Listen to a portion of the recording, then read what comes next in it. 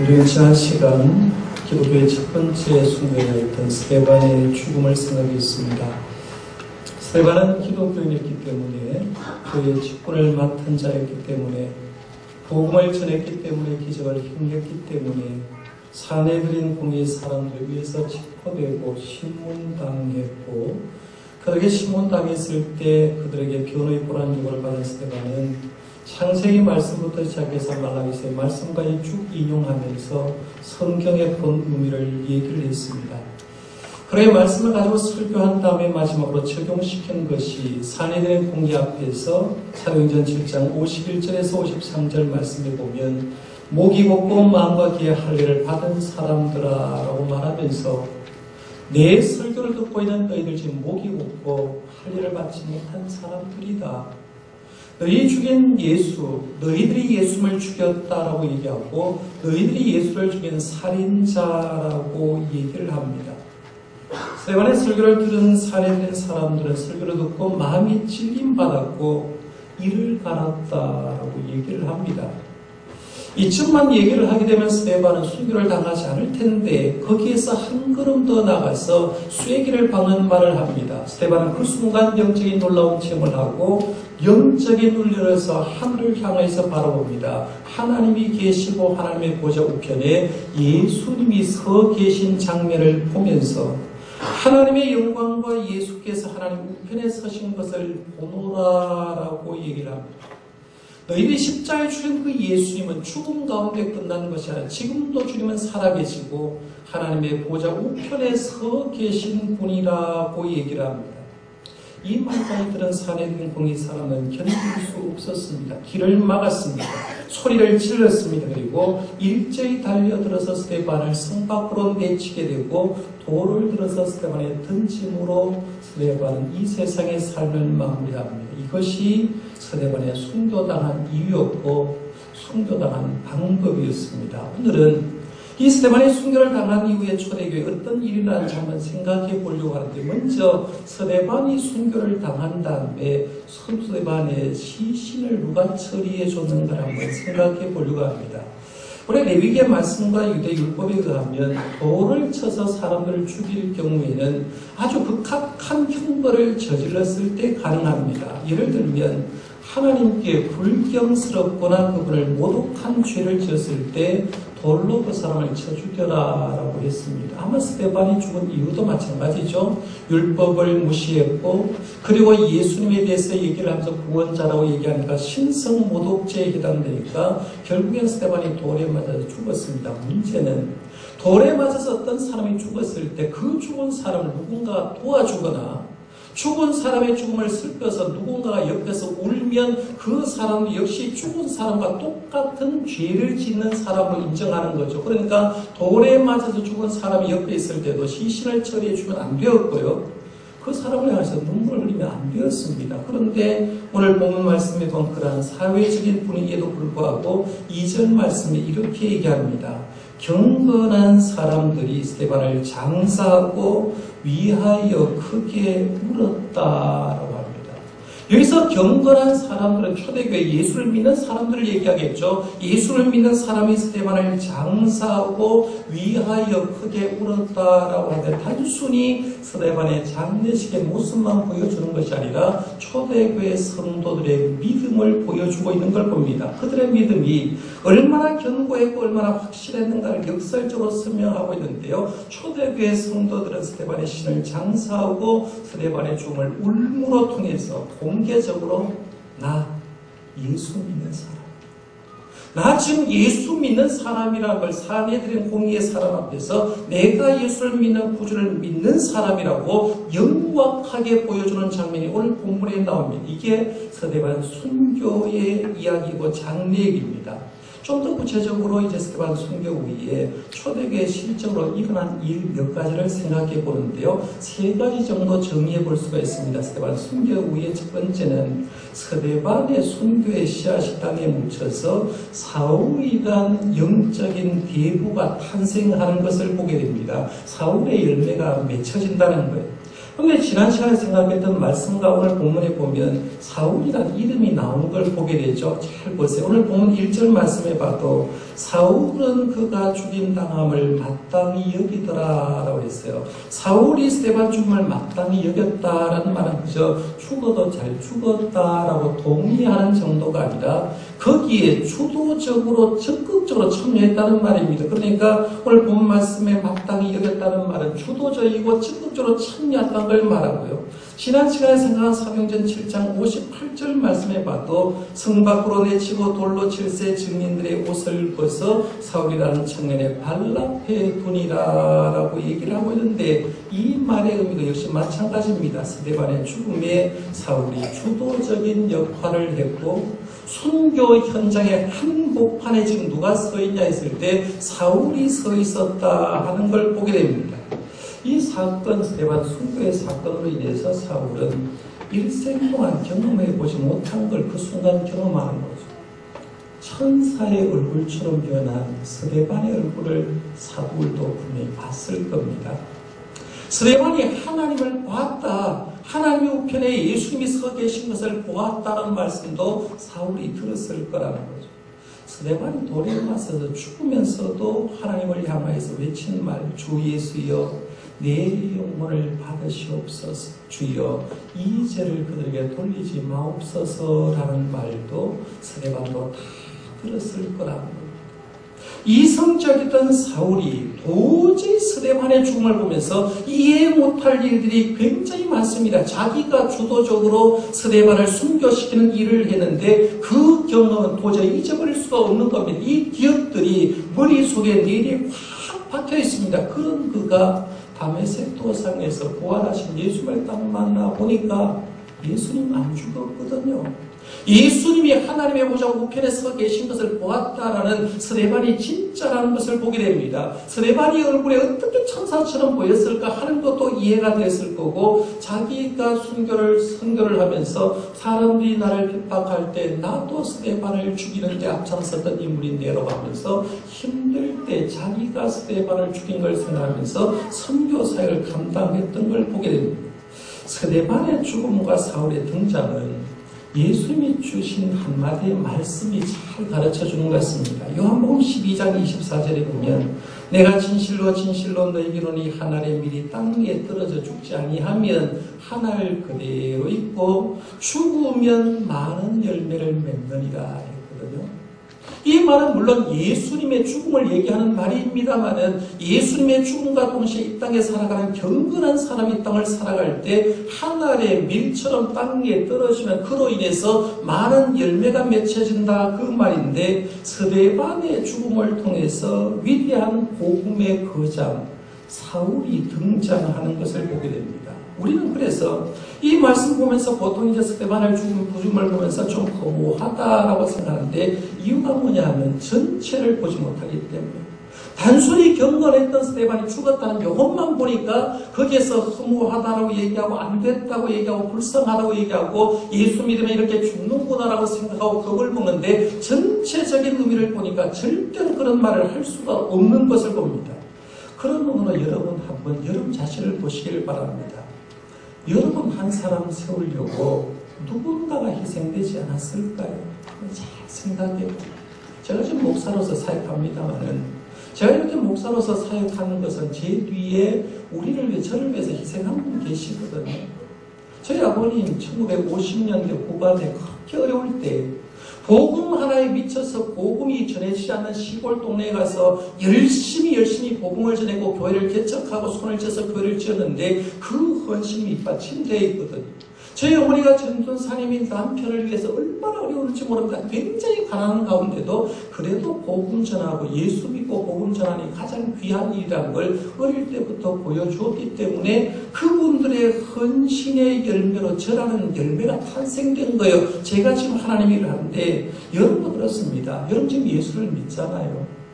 근데 여러분 스스로 결단하고 여러분 스스로 대단해서 하나님의 전에 나온 사람이 없을 겁니다. 내가 하나님의 전에 나왔어요. 내가 하나님의 전에 와서 직분도 받았습니다. 그런데 뒤를 돌아서 한번 보십시오. 여러분이 여기에 있기까지 누군가가 미랄이 된 사람이 있을 거라는 거죠. 어떤 사람인지 모릅니다. 그러나 분명한 사실은 여러분을 위한 희생한 수많은 사람들이 있었기 때문에 여러분이란 신앙의 열매가 맺혀준 줄 믿으시길 바랍니다. 분명한 사실이라는 거죠. 그래서 우리가 신앙생활하면서 수많은 사람의 희생과 헌신을 통해서 내가 오늘 와 있다라고 생각하면 그들의 희생에 부끄럽지 않는 신앙생활을 하려고 노력해야 된다는 걸 그런 생각해 볼 수 있다는 거죠. 그래서 첫 번째는 스데반 순교로 사울이라는 사람이 탄생되었다고 말씀드렸어요. 또 하나는 스데반 순교로 교회에 큰 핍박이 찾아왔습니다. 1절 중반절에 보세요. 거기 보면 그날에 예루살렘인 교회에 큰 박해가 있어라고 얘기를 합니다. 3절 말씀에 보면 사울이 교회를 잔멸할세 각 집에 들어간 남녀를 끌어다가 옥에 넘기니라 라고 했습니다. 여기 이성적이고 계산적인 눈을 보면 이해가 안 갑니다. 왜냐하면 그렇지 않습니까? 스데반이 순교를 당했으면 이후에 좋은 면에서 좀 흘러가면 얼마나 좋겠습니까? 스데반이 순교를 당했더니만 순교당한 그 장면을 사내들인 공의의 사람들이 보고 너무 놀라워서 사내들인 공의의 사람이 다 예수를 믿게 되었다. 그리고 사내들인 공의의 사람이 다 예수를 믿으니까 예루살렘에 있는 그동안에 남아있던 불신자들도 예수를 전부 다 믿게 되었다. 이렇게 끝나면 순교의 열매가 너무 좋지 않습니까? 그런데 그렇게 끝나지 않고 말씀은 반대로 자꾸 갑니다. 예루살렘 인교에 박해가 임했다고 하는데 박해도 작은 박해가 아니라고 그랬어요. 큰 박해가 있었다. 큰 박해가 있었다라고 했어요. 그 다음에 말씀에 보면 3절에 사울이 교회를 잔멸할세라고 했거든요. 잔멸할세. 이 잔멸하다라는 뜻을 브루스라는 영국 신학학자는 이렇게 설명했습니다. 여기서 잔멸하다는 것은 의주로 설명하면 이런 뜻인데 멧돼지가 포도밭에 들어가서 잘 연근 또는 연글기 시작한 포도를 짓밟아 우겨서 부수다는 것입니다. 우리 한국의 심각한 문제 중에 하나가 멧돼지 문제 아닙니까? 도심지에도 먹을 것을 가지고 오는데 시골에서 농사 짓는 사람요 제일 힘들어하는 게 뭐냐, 농사 다 지어놔도 멧돼지 한 마리만 들어오면 쑥대밭을 만들어버린다는 거죠. 농작물이 다 끝나버린다는 겁니다. 지금 예루살렘 교회 신앙의 열매가 잘 연글고 있습니다. 또 연글고 있고요. 엄청나게 많은 사람이 신앙의 열매가 연글고 있는데 멧돼지 하나가 들어온 거예요. 사울이라는 멧돼지가 들어와서 초대교회를 쑥대밭을 만들어 그걸 가지고 잔멸하다라고 이렇게 설명했다는 얘기입니다. 스데반의 수금은 이렇게 박해의 기폭자가 됐습니다. 그런데 여러분 이 말씀 보면서 너무 허무하게 보시지 마십시오. 왜냐하면 본문에 나오는 한 단어만 잘 알게 되면 이 뜻은 180도로 바뀌어버립니다.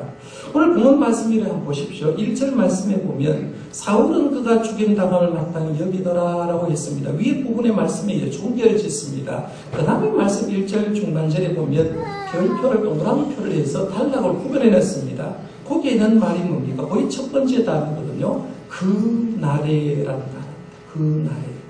여기서 그 날이란 도대체 어떤 날일까라고 생각해 볼 수가 있는데요. 이 단어 하나가 굉장히 중요합니다. 그 날이라는 단어는 과연 무슨 뜻이 있냐 생각해 볼 필요가 있는데 그 날이라는 말의 뜻은 스데반이 순교를 당한 그 날을 가리키는 단순한 말이 아니라는 거예요. 굉장히 귀한 말인데 이 날을 히브리어로는 바용하제라고 해서 그 날이 바용하제라는 말인데 뜻은 바로 그 날이라는 뜻입니다. 바로 그 특정한 날이라는 뜻이고요. 이걸 좀 더 풀이하면 이런 거예요. 하나님의 임재가 있는 그날이에요. 이 얘기입니다. 하나님의 임재가 있는 그날인데요. 이 예를 돕기 위해서 제가 성경 두 구절을 한번 인용을 해보겠습니다. 출애굽기 19장 1절 말씀에 보면 이스라엘 자손이 애굽 땅을 떠난 지 3개월이 되던 날 그들이 시내 광야에 이르니라 했어요. 여기 보면 이스라엘 백성이 출애굽해서 이제 3개월째 되던 날 시내산에 도착했는데 그 날 표현을 3개월이 되던 날 했거든요. 3개월이 되던 날. 이 날은 그냥 오늘, 내일, 첫째 달, 둘째 달, 셋째 달 그런 평범한 날을 가리키는 말이 아닙니다. 여기서 바른 뜻은 3개월째 되는 바로 그 날에라는 뜻인데요. 이런 날입니다. 그동안에는 부족 공동체에 불과했던 이스라엘 백성이 하나님의 끄집어내는 거죠. 시내산 아래까지 내려와서 3개월 만에 도착합니다. 그런데 3개월째 되는 날 하나님은 시내산 위에서 이스라엘 백성을 만나줍니다.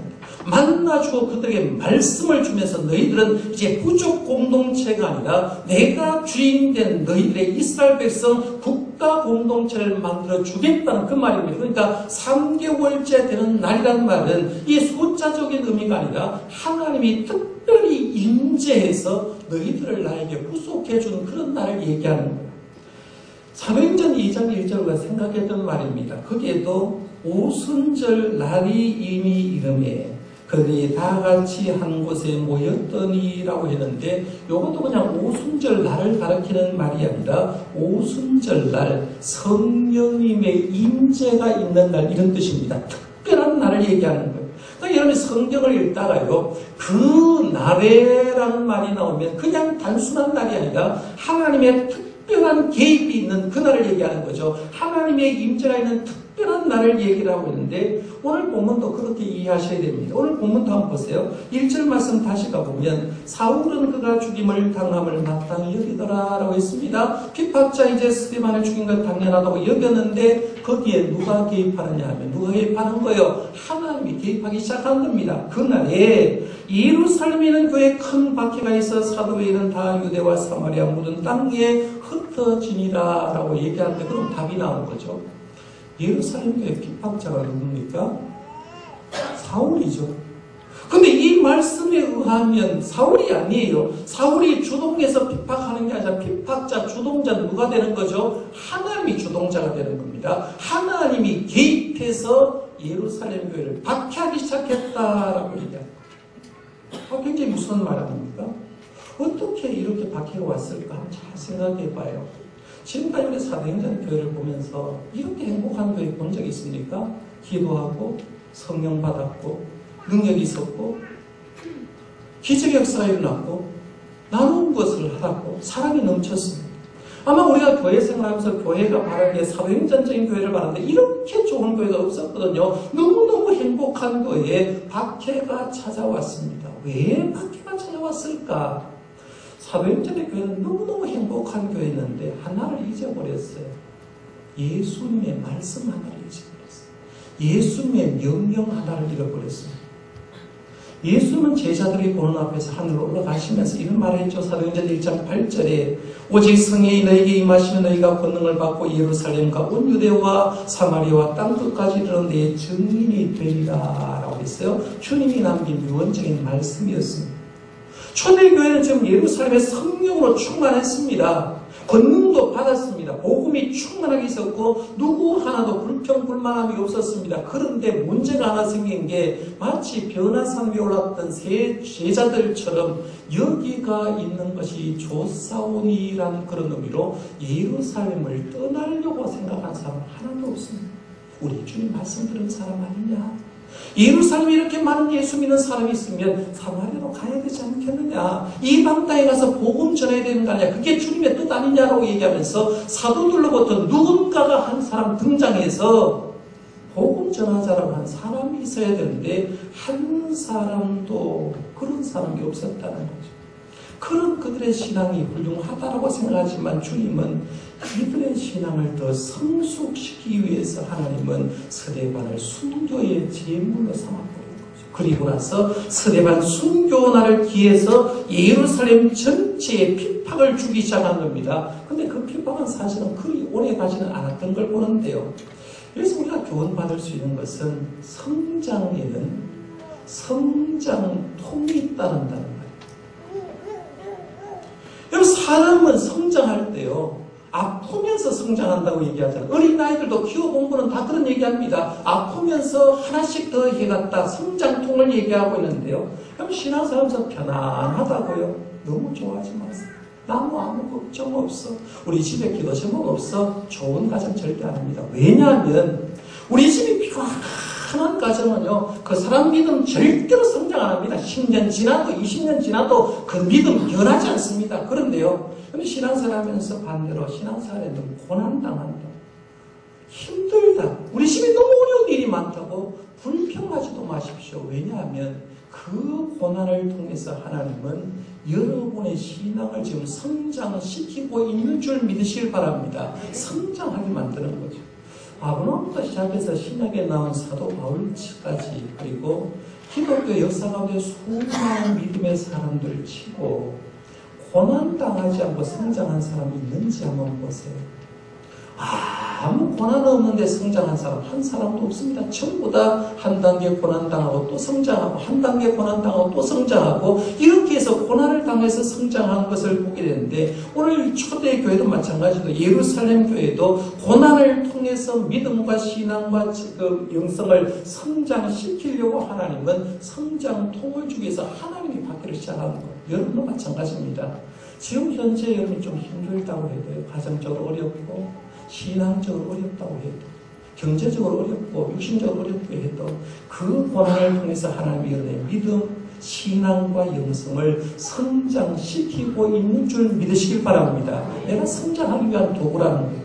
그 다음에 마지막으로 좀 생각하려고 하는 게 중요한 얘기인데요. 스테반 순교로 디아스포라 교회가 만들어집니다.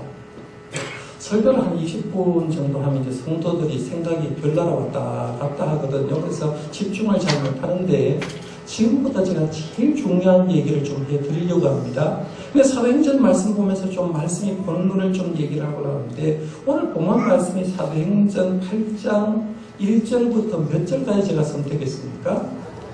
그럼 이걸 제가 봉독을 하면서 좀 이상하다고 생각한 분 혹시 계십니까? 목사님이 설교 본문 잘못 선택했다라고 생각하시는 분 혹시 계시냐는 거예요. 왜냐하면 보세요.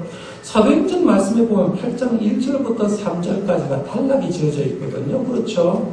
그 다음에 4절 말씀에 보면 4절 말씀도 이렇게 합니다. 그 흩어진 사람이 두루다니며 복음의 말씀을 전할세라고 얘기를 하면서 그것도 시원치 않게 지금 끝냈습니다. 그러면 여러분 생각에 목사님 본문 선택 잘못했네요. 3절까지 적어야 되는데 왜 4절까지 적었어요? 라고 하면서 물음표를 좀 달았는 성도가 있는지 모르겠습니다. 근데 여러분 한번 생각해봐요. 지금 우리가 가진 성경 66권입니다. 1189장이거든요. 그런데 성경 원본에 장절이 있습니까? 없습니까? 한 번도 생각해 본 적이 없죠. 여기 사도행전을 기록한 누가가 사도행전을 지금 기록하면서 28장까지 기록되어 있는데 1장 내용뭐, 2장 내용뭐, 28장 내용뭐 하고 기록했겠습니까? 아니면 이 말씀을 그냥 처음부터 끝까지 기록했겠냐는 거예요. 성경 원본에는 장과 절이 없습니다. 원본에도 그렇고 필사본에도 그렇습니다. 절대로 없습니다. 성경의 원본에 없고 필사본에 없는 걸 왜 장절을 만들었냐면 후대 사람이 성경을 좀 이해하기 쉽고 더 잘 보기 위해서 장과 절을 구분해 놨습니다. 그리고 이 장과 절이 정확하게 완벽하게 지금 우리가 가진 성경대로 구별된 건요 1550년대입니다. 그러니까 종교개혁을 하고 그 이후에 나온 성경이 장과 절을 구별해 놓았지 그 전에는 명확하게 구분하지 않았다는 얘기입니다. 사도행전 역시 마찬가지입니다. 사도행전자 누가거든요. 누가는 이제 누가복음에서 예수님의 태어나심과 죽으심까지 쭉 얘기를 하고, 사도행전의 말씀을 기록하면서 성령이 임하시고 복음이 확장되는 것 가지고 이제 기록을 했습니다. 사도행전 기록하면서 분명히 한 말씀을 기록했을 겁니다. 오직 성령이 너희에게 임하신 너희가 권능을 받고 예루살렘과 유대와 사마리아와 땅 끝까지를 복음을 증거하라 주님의 말씀을 기억했을 거예요. 이게 사도행전 1장 8절에 나오거든요. 기록하면서도 제일 먼저 기록한 게 뭐냐면 1장에서 7장까지는 성령이 어떻게 임했고 예루살렘 교회에 어떻게 복음이 전했는가를 얘기를 합니다. 그리고 오늘 본 말씀 8장부터 12장까지는 복음이 예루살렘을 떠나는 얘기를 합니다. 그래서 사마리아 땅에 그리고 어떻게 복음이 증거되었는가를 얘기를 하고 있고요. 13장부터 28장까지는 복음이 이 사마리아를 지나서 땅 끝까지 로마까지 어떻게 안디옥 교회를 중심해서 가는가를 얘기를 하고 있습니다. 이런 식의 전개는 벌써 우리 속에 익숙합니다. 그래서 사도행전 8장 오면 사마리아를 생각하고 사도행전 13장에 가면 안디옥 교회를 생각합니다. 그런데 말씀을 다시 한번 보십시오. 오늘 말씀에 보면 1절에서 3절 말씀을까지 읽고 그 다음에 읽어야 될 성경은 4절 말씀이 아니고요. 어디로 건너뛰어야 되느냐면 9장 1절로 건너뛰어야 됩니다. 한번 보세요. 9장 1절로 한번 가봅니다. 오늘 말씀 8장 3절에 보면 사울이 교회를 장멸할세 각 집에 들어간 남녀를 끌어다가 우리에 넘기니라 라고 얘기를 하고 있고, 9장 1절에 보면 사울이 주의 제자들에 대하여 여전히 위협과 살피가 등등하여 대제사장에 가서 다메섹 여러 회당에 가져갈 공문을 청하니라고 얘기합니다. 오늘 본문 말씀 3절 끝으로 예루살렘 교회 핍박을 했던 사울은 대제사장에게 이방에까지 가는 공문을 받아서 다메섹에까지도 핍박하러 가는 장면이 나옵니다. 그러니까 3절 말씀까지 읽고 그 다음에 읽어야 될 게 9장 1절 말씀으로 가서 읽어야 사울은 이런 식으로 핍박을 했구나라고 보여집니다. 그리고 나서 한번 보세요. 4절 말씀을 다시 한번 가서 보십니다. 4절 말씀을 읽고 그 다음에는 5절 말씀으로 다시 가면 안 됩니다. 4절에 보면 그 흩어진 사람이 두루 다니며 복음의 말씀을 전할세라고 얘기를 하면서 5절 말씀으로 바로 가버리면 오해할 소리가 굉장히 많은데요. 어디로 넘어가야 되느냐 하면 사도행전 11장 19절 말씀으로 가셔야 됩니다. 사도행전 11장 19절 말씀 한번 보실래요?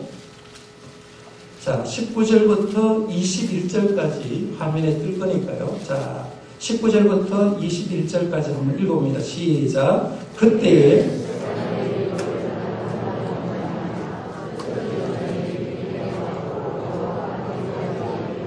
유대인에게만 말씀을 전하는데 그 중에 부부로와 고린의 몇 사람이 안디옥에 이르러 헬라인으로 말하여 주 예수를 전파하니 주의 손이 그들과 함께 하심에 수많은 사람이 믿고 주께 돌아오더라. 아멘. 다시 8장으로 갔어요. 한번 보세요. 8장으로 가서 4절 말씀에 제가 가자고 했어요. 그 흩어진 사람이 두루 다니며 복음의 말씀을 전할세라고 얘기를 하고, 거기에서 11장 19절에 가보면 스데반의 일로 환난으로 말미암아 흩어진 자들이 사마리아만 간 게 아니라 어디로 갔다고 얘기했습니까? 베니게도 갔고 구브로에도 갔고 안디옥까지 이르렀다라고 얘기를 하고 있습니다. 이 말씀을 여러분 잘 읽으셔야 됩니다. 왜냐하면 우리의 머릿속에는 예루살렘 교회가 박해를 당하고 그 다음에 사마리아 땅에 복음을 전했다고 생각하는데 아니라 사마리아 땅은 물론이고 순식간에 복음이 전 세계로 전했던 것을 얘기를 하고 있습니다. 그래서 오늘 본문 말씀도 1절 중반절에도 그런 얘기를 하고 있죠. 8장 1절 중반절에 보면 그날의 예루살렘 교회에 큰 박해가 있어 사도 외에는 다 유대와 사마리아와 그 다음에 모든 땅으로 흩어지니라 라고 했습니다. 이제 조금 말씀 이해 갑니까? 자, 그럼 한번 정리를 해보겠습니다. 스데반의 순교로 예루살렘 교회가 이제 박해를 당했습니다. 사울이 박해를 하는데 마치 멧돼지가 집집이 뒤졌어요. 가가고 수수께서 예수 믿는 사람을 못 살게 굴었습니다. 오기에 가두었습니다. 그러니까 예루살렘 교회에 있는 성도들은 생각을 달리하는 거죠. 내가 여기서 예수 믿다가 죽겠구나. 스데반이 죽는 것처럼 죽겠구나라고 생각하는 거예요. 죽겠구나라고 생각하고 이런 생각을 하겠죠. 안 되겠구나. 우리가 신앙 지키려고 하면 예루살렘을 떠나야 되겠다라고 생각하는 겁니다. 그런데 성경에 보니까 사도 외에는 다 떠났다라고 하거든요. 사도 외에는. 12사도는 예루살렘 교회를 지켜야 되기 때문에 모교회이기 때문에 거기에 놔두고 하나님의 뜻으로 거기 놔두고 다른 사람들은 흩어졌다라고 얘기하는데, 그러면 흩어진 사람이 몇 명 정도 될까요? 사도행전 말씀 보면서 베드로 사도가 설교했더니 하루에 3,000명 회개했다고 했죠. 그 다음에 회개한 사람 5,000명이라고 했습니다. 합치면 8,000명입니다.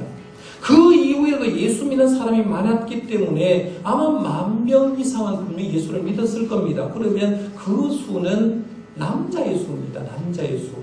20세 이상으로 남자가 예수 믿는 사람이 10,000명 정도가 됩니다. 그러면 한 사람이 20세 이상 다 결혼했을 건데 요즘 같은 가정에 하나 둘 낳았을 거 아니에요. 그러면 한 사람이 남자가 믿으면 여자가 있고 부인이 있고 아이 둘이 있으면 한 4명 정도 되는데 옛날 같으면 최소한 4-5명이 낳았을 거라는 거죠. 추정을 한번 해보면 예루살렘 교회에 지금 10,000명 정도의 남자 신앙인이 있고 가족을 합치면 한 5-6만 명 정도가 되는데 스데반이 딱 순교를 하고 핍박을 당하니까 그 사람들이 생각을 하는 거죠. 우리 떠나자. 어디로? 우리 가족하고 뭔가 연계가 되어 있는 곳에 떠나는 거죠. 어디 가면 살만한데 뭔가 잡을 수 있는 데를 떠나는 겁니다. 그렇게 떠나는데 떠나는 사람이 최소한 얼마가 되느냐 하면 남자만 얘기를 해도 1만 명 정도 떠나는 거죠. 한순간에 10,000명 정도가 되는 가족이 평신도 선교사로 떠나는 거예요. 그 떠나는 장면을 뭐라고 얘기하느냐 하면 1절 말씀에 한번 가보세요. 1절 말씀에 보면 그날에 예루살렘 교회에 큰 박해가 있어 사도 외에는 다 유대와 사마리아 모든 땅으로 흩어집니다. 중요한 건 사도 외에는 다 흩어졌다라고 얘기를 하고 있죠. 그래서 사도 외에는 다 흩어졌는데 10,000명 이상 되는 가정들이 다 흩어집니다. 그리고 중요한 단어가 흩어지리라는 단어. 우리가 교회를 에클레시아 모이는 교회, 흩어지는 교회라고 얘기해요. 디아스포라 교회가 있는데 디아스포라 교회가 처음 나온 게 여기입니다. 흩어지니라. 교회가 흩어지는 거죠. 디아스포라 교회를 얘기하는 거죠. 10,000명 정도 되는 사람이 성경 말씀에 나온 기록에 의하면 아프리카도 가는 거죠. 소아시도 가는 겁니다. 터키 지방에도 가는 겁니다. 우리가 생각할 때 사도 바울만 먼저 가가지고 복음을 전했다는 게 아니라 이미 예수 믿는 사람이 로마까지 흩어져가지고 이미 예수 믿는 사람이 복음을 증가하기 시작하는데 오늘 말씀의 4절에 있는 말씀처럼 그 흩어진 사람들이 두루 다니며 뭘 했다고 했어요? 복음의 말씀을 전할세. 복음 때문에 힘들었는데 가서 복음을 전했다. 이 박해를 통한 선교하게 대부란 멀트 메타보라는 사람 이런 말을 했어요. 하나님의 선교 전략이다. 하나님의 선교 전략은 핍박을 통해서 전합니다. 여기 한번 보세요. 여러분이 지금 예수 믿는 게요. 그냥 믿는 게 아니에요. 여러분이 예수 믿을 때 분명히 힘들었어요. 힘들었기 때문에 내가 전했고요. 힘들었기 때문에 예수 믿었어요. 재미난 건 평안한 사람 절대 전도하지 않습니다. 힘들기 때문에 전하거든요. 핍박을 당하면서 전도하는 거. 이게 하나님의 방법이라는 거예요. 그래서 오늘 본문 말씀을 정리하면 이렇습니다. 스데반 한 사람의 순교로 사울이 등장합니다. 스데반의 순교로 초대교회 모든 성도가 평신도 선교사가 되어서 복음의 길을 걸어간 그 걸음을 보여주는 거죠. 그 걸음 중에 일부가 다음 주에 나오는 사마리아 성에 나가는 빌립의 길로 시작되는 겁니다. 저는 이걸 통해서 느끼는 게 이런 거예요. 주위의 종 한 사람의 죽음 결코 헛되지 않구나 하는 생각하는 거죠. 제가 오늘 설교는 예수님의 주신 말씀 요한복음 12장 24절 말씀으로 마무리하려고 합니다. 아까 제가 말씀드렸어요. 이 말씀 속에 있는 한 알의 밀이 땅에 떨어져 죽으면 많은 열매를 맺힌다라고 했는데 나란 열매가 맺히기 위해서 누군가가 죽었다. 그러면 내가 죽으면 나로 인해서도 뭔가 신앙의 열매가 맺혀집니다. 이게 주님의 음성입니다. 이제 하나님께서 우리 주신 마지막 음성이라고 생각하고요. 이 말씀을 저와 여러분이 함께 읽으면서 오늘 설교를 마무리하려고 합니다. 같이 한번 읽어봅니다. 시작. 네가 진실로 너희에게 이르노니 하나님의 밀이 땅에 떨어져 죽지 아니하면 하나님 그대로 있고 죽으면 많은 열매를 맺느니라. 아멘. 기도하겠습니다.